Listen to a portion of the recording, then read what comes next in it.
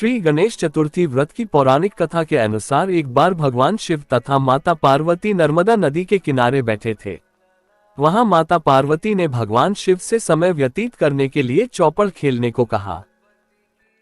शिव चौपड़ खेलने के लिए तैयार हो गए, परंतु इस खेल में हार जीत का फैसला कौन करेगा, यह प्रश्न उनके समक्ष उठा तो भगवान शिव ने कुछ तिनके एकत्रित कर उसका एक पुतला बनाकर उसकी प्राण प्रतिष्ठा कर दी और पुतले से कहा, बेटा, हम चौपड़ खेलना चाहते हैं, परंतु हमारी हार जीत का फैसला करने वाला कोई नहीं है, इसीलिए तुम बताना कि हम दोनों में से कौन हारा और कौन जीता।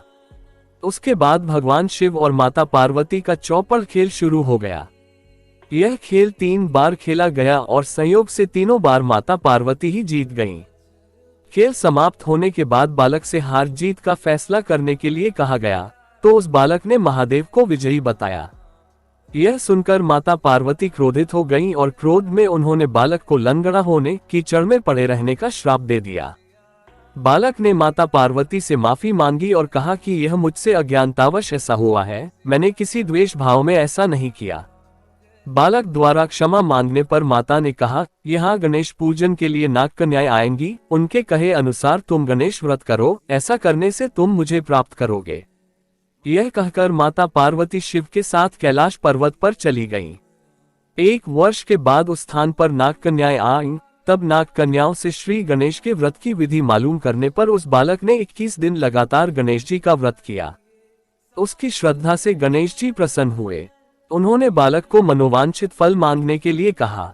उस पर उस बालक ने कहा, हे विनायक, मुझ में इतनी शक्ति दीजिए कि मैं अपने पैरों से चलकर अपने माता पिता के साथ कैलाश पर्वत पर पहुंच सकूं और वे यह देख प्रसन्न हो।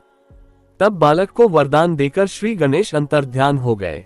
इसके बाद वह बालक कैलाश पर्वत पर पहुंच गया और कैलाश पर्वत पर पहुंचने की अपनी कथा उसने भगवान शिव को सुनाई। चौपड़ वाले दिन से माता पार्वती शिव जी से विमुख हो गई थी, अतः देवी के रुष्ट होने पर भगवान शिव ने भी बालक के बताए अनुसार 21 दिनों तक श्री गणेश का व्रत किया।